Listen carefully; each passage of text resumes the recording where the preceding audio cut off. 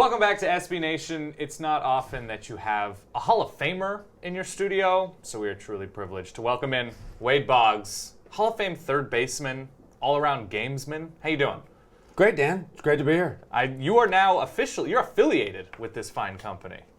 Absolutely. You have an affiliation. We've been on the road. On the road. How does that feel to be back on the road?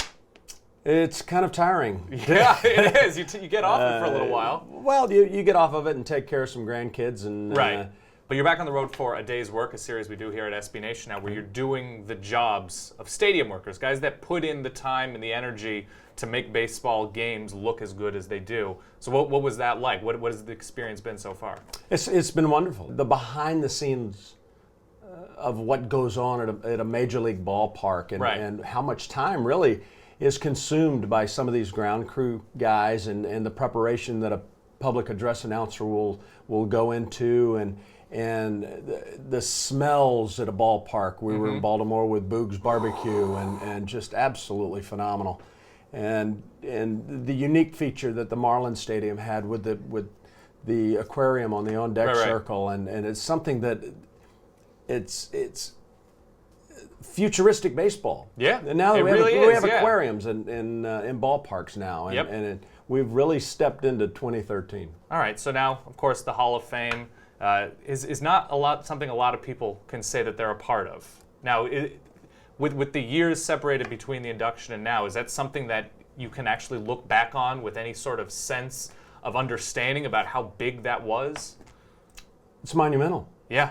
I mean, it's like it is indeed. You literally have a monument. It's climbing Mount Everest. Right. Basically, when you're a professional baseball player, you're climbing Mount Everest, and very few people get to stick the flag in the top of Mount Everest. Right. And that is the pinnacle of greatness. There's been over 18,000 players in the history of the game, and there's only 290 Hall of Famers. Right. So it's less than 1% that have ever played the game can say that they're a Hall of Famer. Who are you impressed by as a fan only? Who do you watch, or not even just a fan, but a former player, a fan? Who catches your eye? Who makes you stay on that channel when you watch them? Probably Miguel Cabrera, because he's done something that hadn't been done since '67 with Carl Yastrzemski and win the Triple Crown. Anytime a guy can win a batting title, a home run title, and an RBI title, it's very rare. Right. And like I said, hadn't been done since '67. But he's on a pace to do it again, and back-to-back, which is unheard of. What is it about Miguel Cabrera's hitting specifically? What is the little thing? What are the technical things that he does so well when you watch him? Well, he has the ability to use the whole field. He's a good off-speed hitter. Right. And he's got an idea. When he comes to the plate, I'm sure he watches a lot of videotape on guys, and in order to do what he's done, you got to be a little cerebral. What are some of the things that you have grown to feel passionate or continue to feel passionate about away from the field? Well, I love the outdoors. Yeah. That's a big part of my life. I used it as an outlet at the end of the season. I continue to love to hunt, love to fish. Right. And I'm just an outdoor guy. Where has hunting and the outdoors taken you? Well, I've gone to Africa 3 times. Wow. And brought back 78 animals from Africa. The Big 5, Danger 7. Which you'll have to update me because I am very new. The Big 5 is elephant, rhino, Cape buffalo, lion, and leopard, and the Danger 7 include the hippo and croc. So which one is the most memorable hunt? Which is your story of stories? Well, when you get charged by an elephant and he gets to about 10 yards from you. That's close. That's nearby. Yeah, there's a pucker factor that comes into account, and it gives you an awareness that you're not at the Bronx Zoo anymore, that the fences have gone down. The plexiglass is not there to protect you. And this animal could possibly end your life. Right. And this was one of the things when I retired from baseball, I needed something to get the adrenaline going again. The outlet, yeah. And really couldn't find anything. And once I went to Africa, I really found it. What's a hippo hunt like?